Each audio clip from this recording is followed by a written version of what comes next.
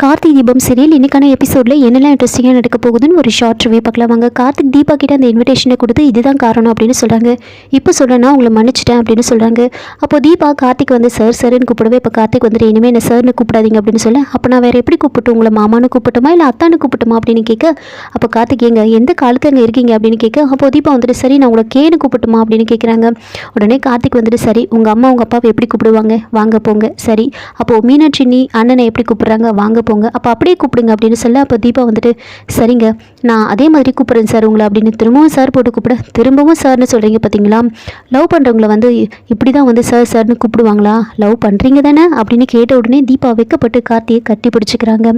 இன்னொரு பக்கம் மீனாட்சி வந்து அபிராமி கிட்ட போய் பேசுகிறாங்க. ஐஸ்வர்யா இப்படி பண்ணுறதுக்கெல்லாம் காரணம் அவங்க அம்மா தானே சொல்ல, அப்போ அபிராமி எனக்கு அது தெரியும் அப்படின்னு சொல்லிட்டு இருக்க, அப்போ மீனாட்சி வந்துட்டு இன்னொரு விஷயத்தை பற்றியும் உங்ககிட்ட நான் பேசணும், நீங்கள் தீபாவுக்கு ஒரு நல்ல வாழ்க்கையை அமைச்சு கொடுக்கணும் அப்படின்னு சொல்ல, இப்போவே என்ன அவங்க ரெண்டு பேரும் நல்லா தானே வாழ்ந்துட்டு இருக்காங்க அப்படின்னு சொல்கிறாங்க. அப்போ மீனாட்சி வந்துட்டு அதுதான் இல்லை, அவங்க ரெண்டு பேரும் கணவன் மனைவியாக வந்து வாழலை, வெளி உலகத்துக்கு தான் அவங்க வந்து கணவன் மனைவி, ஆனால் ஒரு ரூம்குள்ளே வந்து அவங்க ரெண்டு பேரும் ஃப்ரெண்ட்ஸாக தான் வாழ்ந்துட்டு வராங்க அப்படின்னு சொல்கிறாங்க. அதை கேட்டு அபிராமி ரொம்ப ஷாக் ஆகுறாங்க. என்ன சொல்கிற நீ அப்படின்னு கேட்க, ஆமாங்கத்தை தீபாவை நீங்கள் முழுசாக ஏற்றுக்கிற வரைக்கும் அவங்க ரெண்டு பேரும் வந்து கணவன் மனைவியாக அவங்க வாழ்க்கையை ஆரம்பிக்கக்கூடாதுன்னு முடிவெடுத்திருக்காங்க அப்படின்னு சொன்ன உடனே அப்போ அபிராமி வந்துட்டு சரி நாளைக்கே அவங்களுக்கு நான் சாந்தி முகூர்த்தத்தை ஏற்பாடு பண்ணுறேன், ஜோசியரை வர வச்சு ஒரு நல்ல நாளை வந்து குறிக்கிறேன் அப்படின்னு சொன்ன உடனே மீனாட்சி வந்துட்டு சரி இந்த விஷயத்தை நான் தீபா கிட்ட சொல்கிறேன் அப்படின்னு சொல்ல, அப்போ அபிராமி வந்துட்டு அதெல்லாம் சொல்ல வேண்டாம், நாளைக்கு ஜோசியர் வரட்டும் பார்த்து பேசிட்டு அதுக்கப்புறமா சொல்லலாம் அப்படின்னு சொல்லிட்டாங்க. மறுநாள் வந்து தீபாவும் மீனாட்சி வந்து கோவிலுக்கு போகிறாங்க. தீபா கோவிலில் விளக்கு போடுறதுக்காக போகிறாங்க. மீனாட்சிக்கு வந்து கல்யாண நாள் அப்படின்றதுனால கோவிலுக்கு போயிருப்பாங்க. அப்போ தீபா வந்து மீனாட்சி கிட்ட சரி ஆனந்த மாமாவுக்கு சொல்லிட்டீங்களா அப்படின்னு கேட்க, சொல்லிட்டா அவர் வரேன்னு சொல்லிட்டார் அப்படின்னு சொல்கிறாங்க. ரெண்டு பேரும் போயிட்டு சாமி கும்பிட்டுட்டு இருக்காங்க.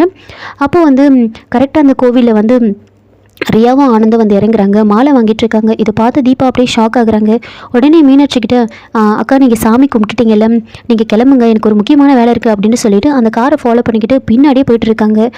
ஆனந்த ரியா வந்து நேராக வந்து ரெஜிஸ்டர் ஆஃபீஸ்க்கு போகிறாங்க. அங்கே வெளியில் நின்று பேசிகிட்டு இருப்பாங்க. கரெக்டாக தீபா ஆட்டோ வந்து அங்கே நிறுத்த சொல்கிறாங்க. காரை பார்த்துட்டு ஓடி போய் ஆனந்தக்கிட்ட வந்து பேசுகிறாங்க. சார் மீனாட்சி அக்காவுக்கு வந்து துரோகம் பண்ணாதீங்க, எதுக்காக இப்படியெல்லாம் பண்ணுறீங்க, நீங்கள் வாங்க வீட்டுக்கு போகலாம் அப்படின்னு சொல்ல, இங்கே பாரு என்னோட பர்சனல் லைஃப்பில் நீ தலையிடாத, நீ சொல்கிறதெல்லாம் கேட்கறதுக்கு நான் ஒன்றும் கார்த்திக் கிடையாது அப்படின்னு சொல்ல, அப்போ தீபா ரொம்ப கெஞ்சிட்ருக்காங்க இதெல்லாம் வேண்டாம், வீட்டில் இது தெரிஞ்சால் அவ்வளோதான், ரொம்ப எல்லாருமே வந்து அசிங்கப்படுவாங்க அப்படின்னா சொல்ல, அப்போது ஆனந்த் வந்துட்டு எதையுமே வந்து கேட்க மாட்டார். என்கிட்ட நீ எதையும் பேசாத, என்னோட முடிவில் எந்த ஒரு மாற்றமும் கிடையாது அப்படின்னு சொல்லிட்டு இருக்காங்க.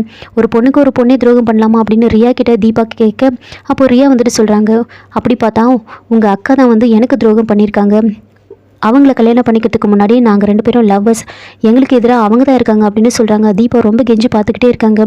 உடனே இந்த விஷயத்தை கார்த்திக்கு சொல்லணும்னு சொல்லிட்டு கார்த்திக்கு கால் பண்ணிக்கிட்டே இருக்காங்க. கார்த்திக் வந்து கால் அட்டென்ட் பண்ணவே மாட்டாங்க. திரும்ப திரும்ப விடாமல் தீபா வந்து கால் பண்ணிக்கிட்டே இருக்காங்க. இதோட இந்த எபிசோடு வந்து முடிச்சிருக்காங்க. என்னோட ரிவ்யூ பிடிச்சிருந்தால் லைக் பண்ணுங்கள், மறக்காமல் சப்ஸ்கிரைப் பண்ணுங்கள். தேங்க்யூ.